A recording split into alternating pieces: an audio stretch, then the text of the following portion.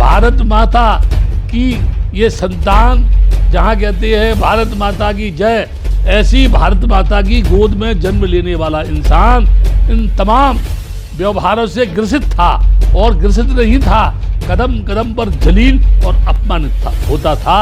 ऐसा था डॉक्टर अंबेडकर का वो जीवन, जिस समय उन्होंने जन्म लेकर के इन तमाम परेशानियों को भोगा। आज हमारे साथ अखिल भारतीय भिक्खु संघ के राष्ट्रीय अध्यक्ष पूजनीय बनते जी आनंद महाथेरा साथ में हैं, और हम जानेंगे बनते जी, अभी आपने महाराष्ट्र में एक टीवी चैनल को एक बयान दिया कि बौद्धों का नेतृत्व अबौद्ध कर रहे हैं। इस स्थिति में क्या लगता है कि क्या हम इस देश को बौद्ध में बना पाएंगे, बाबा साहब के सपनों को पूरा कर पाएंगे, और ऐसा आपको क्यों लगा कि बौद्धों का नेतृत्व अबौद्ध कर रहे हैं? मैं दिल्ली में समता आवाज़ टीवी के सामने हूँ। सर्वप्रथम इस टीवी से जुड़े हुए जितने भी दर्शक लोग हैं, मैं उनको शुभकामना इसलिए दे रहा हूँ कि वो इस चैनल को देखते रहें, और इसलिए भी दे रहा हूँ कि वैसे भी सोशल मीडिया पर आज तक जो है घास रेट ज़्यादा चल रही है। मैं चाहता हूँ शुद्ध घी हो तो अच्छी बात है, और बहुत से लोग तो मेरी बात से जो है नाराज़ भी होते हैं, तो भी मैं समझता हूँ कि वो जो नाराज़ होने वाले हैं वो खुश हैं मेरे से, और जो खुश है क्या गारंटी कल वो नाराज़ हो जाए, इसका भी कोई अता पता नहीं है। ये जो आपने प्रश्न किया, इसके दो भाग हैं। पहला भाग ये है कि बोधसत्व बाबा साहब डॉक्टर अंबेडकर ने, हालांकि बोधसत्व का खिताब जो है बुद्धिस्ट कंट्री के लोगों ने उन्हें दिया, और बोधसत्व उसको कहते हैं जो संबोधि को प्राप्त करने का हकदार होता है। ठीक है। अब प्रश्न ये है कि डॉक्टर अंबेडकर ने आखिर बौद्ध धर्म स्वीकार क्यों किया? कोई इसका कारण भी तो कोई होगा। हमारे देश के बड़े बड़े लोग कहते हैं हमारे देश का हिंदू धर्म जो है शाश्वत है, सभी को समा लेने वाला है, हमारे देश में देवताओं की कोई कमी नहीं है, हमारे देश में सृष्टि का स्वयं मालिक विराजमान है, हमारे देश में उस सृष्टि के मालिक की बगैर इच्छा के कोई पत्ता नहीं हिलता, यानी वेद पुराण दर्शन गीता भागवत सभी उनके गीत गाते हैं। ऐसे हालात में डॉक्टर अंबेडकर को इतना अच्छा धर्म छोड़ करके बौद्ध धर्म स्वीकार करने की क्या आवश्यकता थी? यहाँ मैं अगर इस पर नज़र डालता हूँ और दर्शकों से कहना चाहता हूँ, क्या आपको आज के समय स्वतंत्र भारत की धरती पर पनारे से पानी पिलाया जाता है? क्या कोई नाई आपके बाल बनाने से इनकार करता है? क्या आपकी छाया से लोग नफरत करते हैं? क्या जिस कुर्सी पर जाके बैठ जाए उसे गंगा जल से धोया जाता है? क्या आपके वस्त्रों को कोई धोने से इनकार करता है? अगर ऐसा नहीं है तो आपको सोचना चाहिए ऐसा मैं क्यों कह रहा हूँ। ऐसा मैं इसलिए बोल रहा हूँ कि जिस डॉक्टर अंबेडकर ने ऐसी धरती पर जन्म लिया जहाँ इंसान से नफरत की जाती थी, जहाँ इंसान की छाया से नफरत की जाती थी, जहाँ ऐसा इंसान जन्म लेने के बाद आम तालाब से पानी तक नहीं पी सकता था जिसमें जानवर पानी पीते हैं, ऐसा इंसान वो सृष्टि का जो रचयिता है उसके दर्शन नहीं कर सकता था, उस मंदिर में नहीं जा सकता था, देवियों के मंदिर में नहीं जा सकता था। भारत माता की ये संतान, जहाँ कहते हैं भारत माता की जय, ऐसी भारत माता की गोद में जन्म लेने वाला इंसान इन तमाम व्यवहारों से ग्रसित था, और ग्रसित नहीं था, कदम कदम पर जलील और अपमानित होता था। ऐसा था डॉक्टर अंबेडकर का वो जीवन, जिस समय उन्होंने जन्म लेकर के इन तमाम परेशानियों को भोगा। तब प्रश्न पैदा होता है ऐसा क्यों?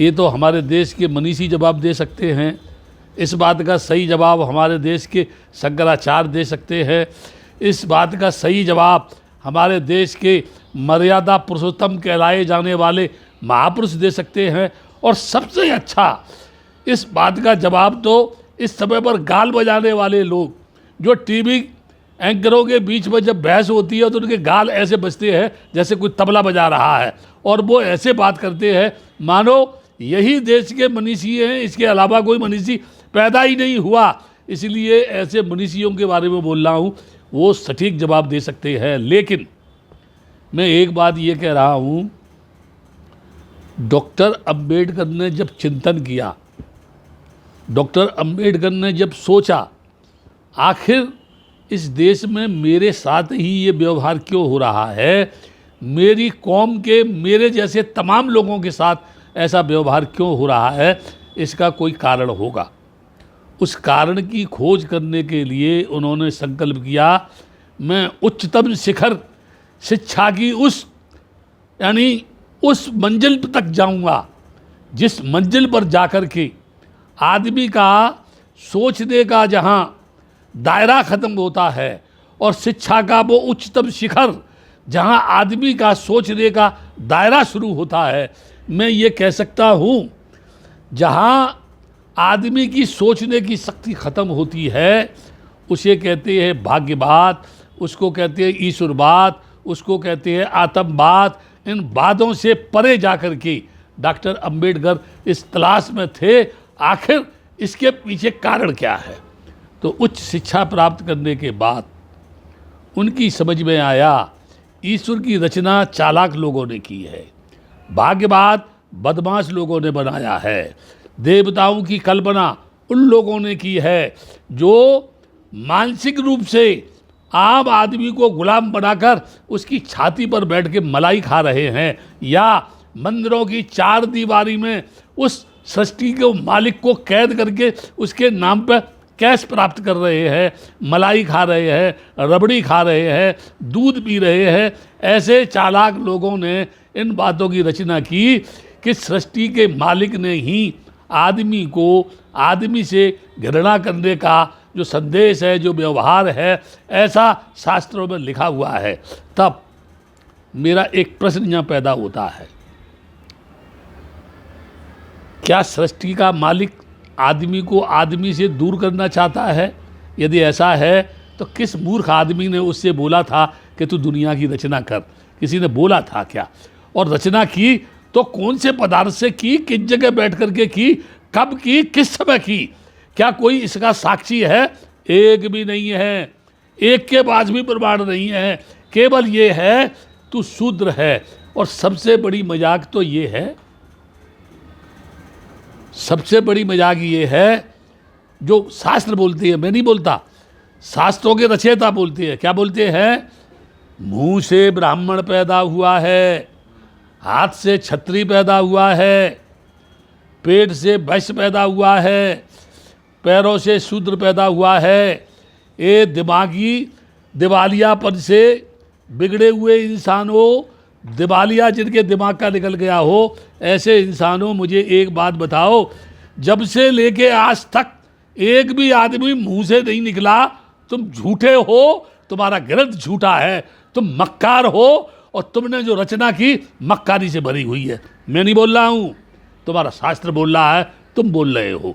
मुंह से जब आदमी पैदा होता है तो जितने भी दुनिया में इंसान पैदा हुए, जब तक पति पत्नी संसर्ग नहीं करेंगे, गर्भाधान नहीं होगा, 9 मास गर्भ पेट में नहीं ठहरेगा, दुनिया में कोई भी इंसान पैदा नहीं होगा। यदि होगा तो एक आध पैदा करके मुझे वर्तमान समय में दिखाओ, क्या कोई कान में से आ रहा है, क्या कोई हाथ में से आ रहा है? और अगर ऐसा है तो फिर आबादी के ऊपर अंकुश लगाने की बात क्यों? वो तो शास्त्रों में नियत है, आबादी पर अंकुश लग जाएगा। लेकिन नहीं, आबादी पर अंकुश लगाने से पहले तुम उन शास्त्रों पर अंकुश लगाओ, उन उपनिषद गीता भागवत अंकुश लगाओ जिन्होंने इस तरह की अरगड़ बातें कही। इसलिए डॉक्टर अंबेडकर ने उच्चतम शिक्षा प्राप्त करने के बाद ये बोला, क्या ईश्वर में विश्वास करने से मुक्ति मिलेगी, या भाग्य के सामने घंटी बजाने से कोई नौकरी मिलेगी, या 33 करोड़ देवता की पूजा करने से आदमी का भला होगा? तो मैं कहता हूँ बंद करो कॉलेज, बंद करो इंजीनियरिंग कॉलेज, बंद करो चुनाव लड़ना, बंद करो बेअर्थ में प्रचार प्रसार करना। जब सारे काम पूजा से होते हैं, सारे काम ईश्वर भक्ति से होते हैं, सारे काम उपनिषद भागवत गीता से होते हैं, तो ईमानदार लोगों, आज के बाद आने वाले चुनाव में कभी भी वोट मांगने मत जाना। तुम्हें कसम तुम्हारे बनाने वाले की, मंदिर में घंटी बजाते रहना और पूजा करते रहना। मैं देखता हूँ कौन सा इंसान जो है तुम्हें जिताता है, सांसद बना करके लोकसभा में भेजता है, कौन तुम्हें प्रधानमंत्री बनाता है। अगर ये पूजा करने से सारी समस्या हल हो जाए तो फिर वोट मांगने की कोई आवश्यकता नहीं है। इसीलिए भंते जी, समस्याएं आपने बताई, सारी समस्याएं बताई, आपने पाखंड पर भी प्रहार किया, अंधविश्वास के बारे में भी आपने खुल के बताया। इसका रास्ता क्या है? लोग पढ़े लिखे समझदार होने के बाद, विज्ञान को जानने के बाद भी अंधविश्वास पाखंड की तरफ जा रहे हैं, उनको हम कैसे सही रास्ता दिखा पाए? बुद्ध का धर्म इस बारे में क्या कहता है? देखो, ये बात आपने जो बोली पढ़े लिखे लोग, मैं यहाँ एक बात कहना चाहता हूँ, पढ़े लिखे लोगों से मतलब क्या है? जो लोग पढ़ गए लिख गए है ना, वो पढ़े लिखे लोग हैं। बुद्धिमान में और विद्वान में जमीन आसमां का अंतर है। अगर मैं ये कहूँ पढ़े लिखे लोग, तो सूरदास कौन सी यूनिवर्सिटी में पढ़ने के लिए गए थे? कबीर ने कोलंबिया यूनिवर्सिटी में शिक्षा प्राप्त की थी। दादू या और जो बड़े बड़े सूफी संत फकीर हुए, क्या किसी यूनिवर्सिटी में पढ़ने के लिए गए थे? या सिर्फ ये है the development of mind is compulsory, mind is great thing, mind is a proper education. लोगों ने पढ़ाई तो पढ़ी लेकिन उनके दिमाग का विकास नहीं हुआ, क्योंकि प्रतिमा के सामने हाथ जोड़ करके पढ़ा लिखा आदमी जब ये कहता है प्रभु मेरे कष्टों को दूर करो और मैं आईएएस की तैयारी कर रहा हूँ, मुझे आईएएस बना दो, तो फिर मैं ये जानना चाहता हूँ क्या पढ़ा लिखा आदमी जो ये कह रहा है कि मुझे आईएएस बना दो, तो आईएएस की यानी इम्तिहान देने की क्या आवश्यकता है, तैयारी करने की क्या आवश्यकता है? मैं ये कहता हूँ जिस देश में 2 ईंट रख दी जाएं किसी चौराहे पर और सिंदूर से पोत दिया जाए, जहाँ हजारों लोग उसके सामने हाथ जोड़ करके अपनी किस्मत की भीख मांगें, मैं आम लोगों से, आपके चैनल के माध्यम से, इस देश के बड़े बड़े मनीषियों से ये जानना चाहता हूँ, वो देश अक्लमंदों का है, मूर्खों का है, अनजान लोगों का है, अज्ञानियों का है या समझदार लोगों का है? ये लोग फैसला करें। मैं तो केवल एक प्रश्न पैदा कर रहा हूँ, क्योंकि बुद्धि का जब विकास नहीं होगा तो कोई भी आदमी अनुसंधान नहीं करेगा। भाप से ढक्कन ऊपर उल्टा है, कभी किसी ने विचार किया क्यों उल्टा है? लोगों ने तो उसके ऊपर भाप का इंजन बना दिया। कोई चीज़ ऊपर फेंकते हैं, गिर के नीचे क्यों आती है? इसके ऊपर तो गुरुत्वाकर्षण का सिद्धांत पैदा हुआ। अरे हाइड्रोजन ऑक्सीजन मिला दिया जाए तो पानी बनता है। लोगों ने इसके ऊपर अनुसंधान किया।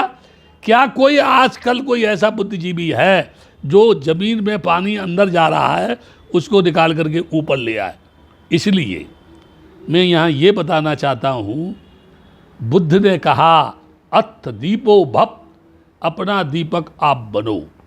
क्या आदमी ने अपने आप को जान लिया? कौन है तू? किसने पैदा किया? एक मोटी सी बात कह रहा हूँ आपसे, मोटी सी बात कह रहा हूँ। अगर आपके माँ बाप ने आपको पैदा नहीं किया होता तो आज ये सबता आवाज़ टीवी लेके आप मेरे सामने होते क्या? बिल्कुल है? बिल्कुल। यानी जिसने पैदा किया उसको आदमी नहीं मान रहा है, उसको ईश्वर नहीं मान रहा है, उसको भाग्य विधाता नहीं मान रहा है, उसको सृष्टि का मालिक नहीं मान रहा है। जिसको देखा नहीं, उसने नहीं देखा, उसके बाप ने नहीं देखा, बाप के बाप ने नहीं देखा, दादे पददादे ने नहीं देखा, और वो कहता है हे प्रभु, तो वो मूर्ख है कि नहीं है? बोलो, वो मूर्ख है ना। इसीलिए बुद्ध ने कहा अथ दीपो भव, अपना दीपक आप बनो।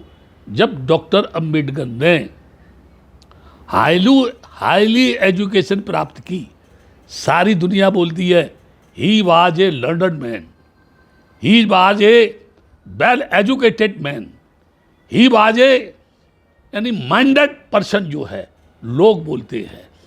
अमेरिका का राष्ट्रपति कहता है और देशों के राष्ट्रपति कहते हैं। मैं तो बहुत से देशों को क्योंकि हिस्ट्री का विद्यार्थी नहीं हूँ तो मैं नाम गिना दूँ। वैसे बहुत सारे लोग बोलते हैं कि डॉक्टर अंबेडकर बहुत ज़्यादा पढ़े लिखे थे। और सबसे बड़ी बात तो ये है, यानी बुद्धि की बात बता रहा हूँ, शिक्षा की बात।